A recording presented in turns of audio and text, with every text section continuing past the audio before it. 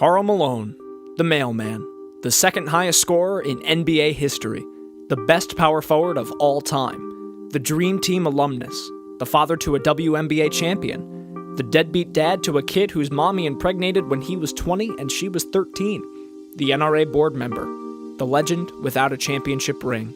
Karl Malone has a long Wikipedia page and several articles about his storied and checkered past that are definitely worth a Google. I'm not here to delve into that, though. I'm here to talk about something far more personally important. Monster trucks. I love monster trucks. Growing up, Monster Jam was the thing. I'd watch every event on TV. I'd play with my Hot Wheels die-casts, I'd go to rallies at Nassau Coliseum. I couldn't get enough. People are always surprised when I tell them this because I'm not really into motorsports, NASCAR and whatnot, but come on, it's Monster Jam! It's giant trucks jumping over stuff and crushing cars and spinning around and doing flips and being awesome! How can you not love it? I bring this up because for 3 years, Karl Malone had his own monster truck, power forward, on the Monster Jam circuit from 2002 to 2005. Monster Jam was known for getting sponsorships and such from individuals, especially with WCW wrestlers like Bill Goldberg, Sting, Medusa, even Hollywood Hulk Hogan. But they had never gotten a blessing like this from an athlete from the 4 major sports. Worlds were colliding. This is the story of Karl Malone and the power forward machine. First, let's address how absolutely bonkers it is to have your own monster truck. You've made over $100 million over the course of one incredible NBA career. What do you do to pass the time? What do you spend your money on? Certainly not child support. Heyo! The partnership between Monster Jam and World Championship Wrestling made a whole lot of sense, really. Even though races and freestyles weren't scripted, there were no storylines, and most of the drivers were pasty white southern guys who looked like they were either coming from a NASCAR pit crew or an IBM conference, Monster Jam was all about showmanship. It was high-flying, testosterone-pumping, crowd-exciting fun. There were plenty of personalities in the sport. You had Dennis Anderson, the wily old veteran who kinda looked like Goose Gossage's Virginian cousin, Tom Mentz, the cocky rival of Anderson who won everything, basically the Yankees of Monster Jam. Then you had Jim Kohler, aka Mr. Excitement, Alan and Dave Pizzo, drivers of the sexiest looking cars ever while themselves being the least sexy men ever born, Bryant Bartle, aka knockoff James Hetfield. Throw in a couple wrestlers in? Yeah, makes sense. With some of the personalities they were trotting out, I'm amazed they even needed wrestlers, but they fit in pretty seamlessly. I feel sorry for that poor guy that owns that motorhome, because it is gone! I wasn't going to leave it for Tom, I wasn't going to leave it for Dennis. I took it out, it is gone! Yep. It makes me wonder what other wrestlers could have had a truck. Like, imagine if Mr. T had a monster truck, complete with gold chains and a mohawk. I call it the T Machine. Or if you're gonna have NWO, why not have a Diamond Dallas Page truck to feud with? The Rock could have one too. It'd be called The Rock. It's just a rock with wheels attached to it. It's like the wacky races. Of course, some of the wrestling personalities were more welcome than others.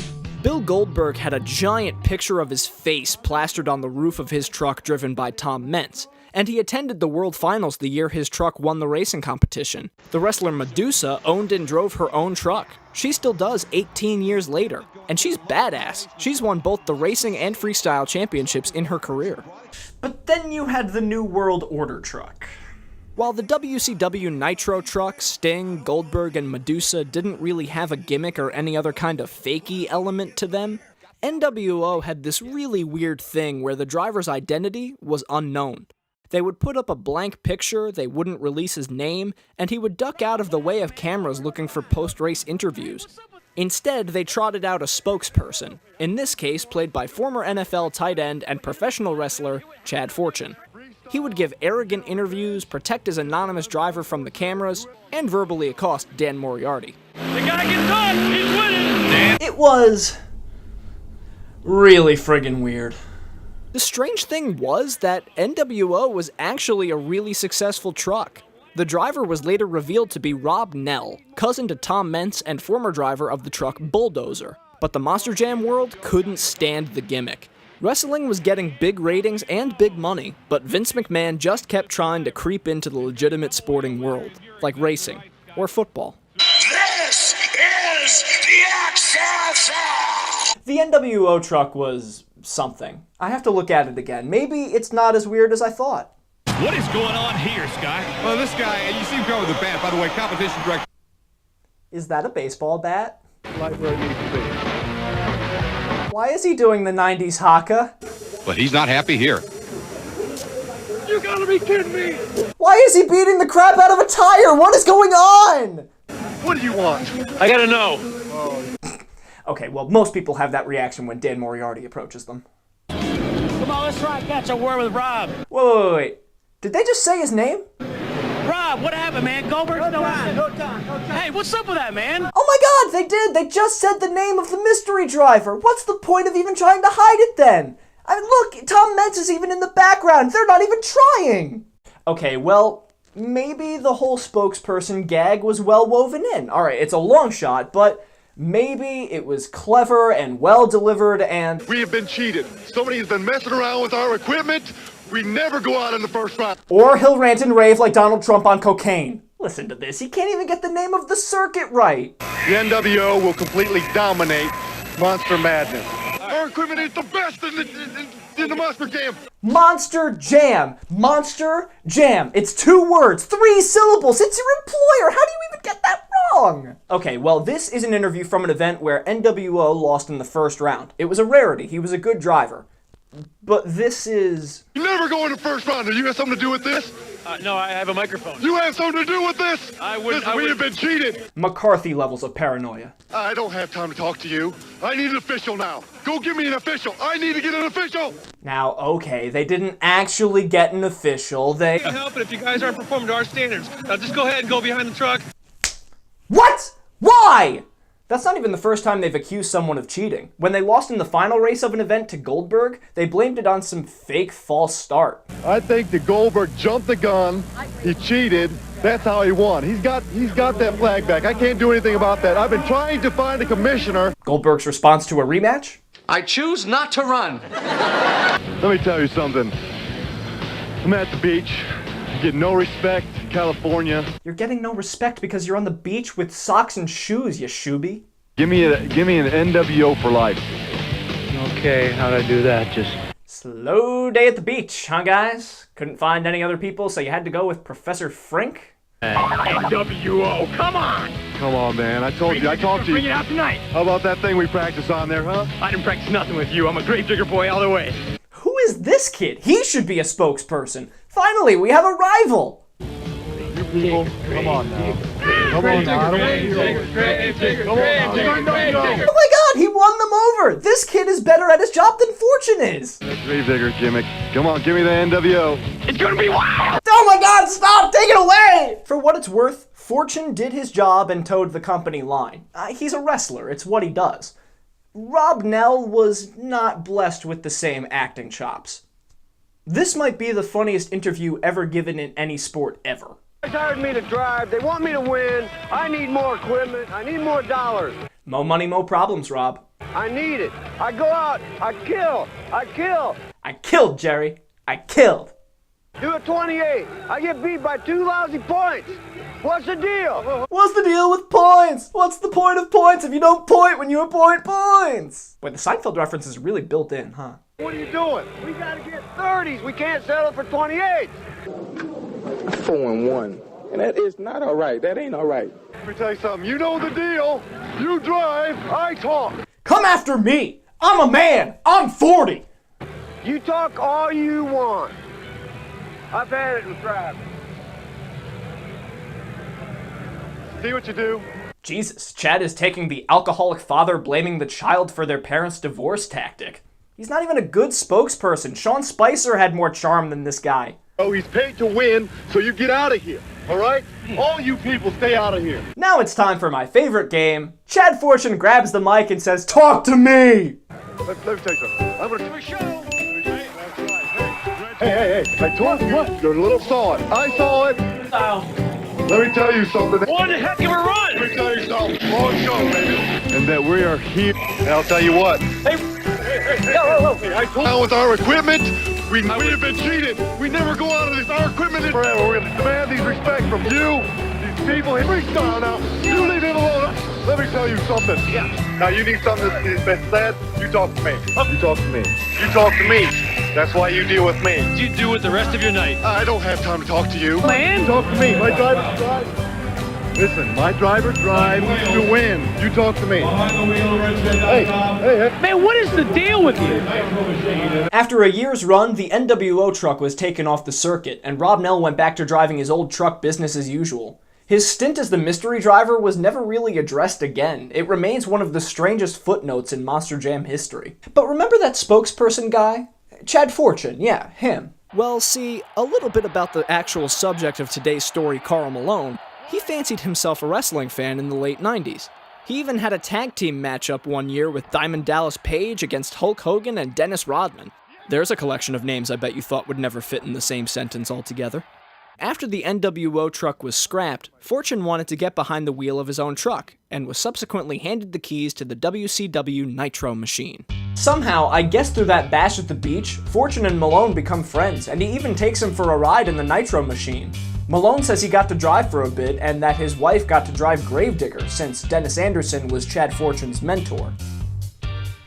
Good for his wife. Not bitter. Nope. No sir. Not at all. Okay, brief story time here. When I was a kid, my family and I would vacation down to North Carolina, and one of the stops we'd make would be at Kill Devil Hills, home of Dennis Anderson and Digger's Dungeon.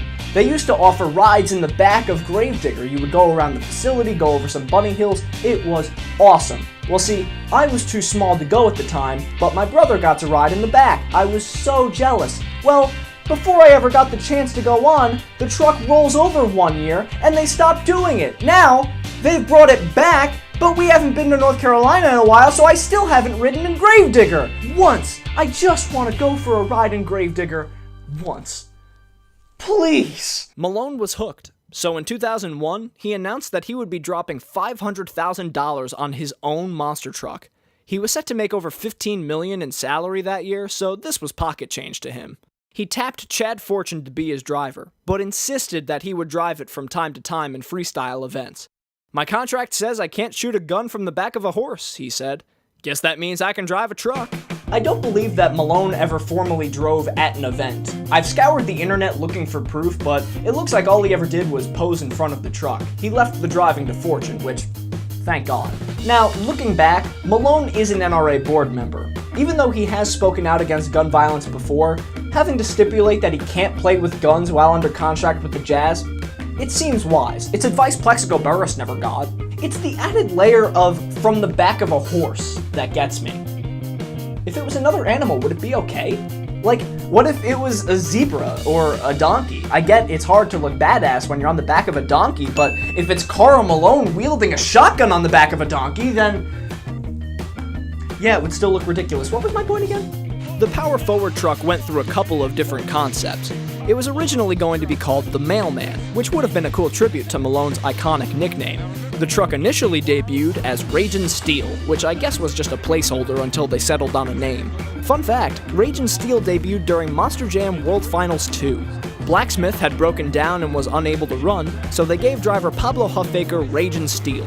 He puttered around for a little while, then said, "Screw it," and rammed his wheels up on top of the Sting truck they didn't bother to clear out of the corner.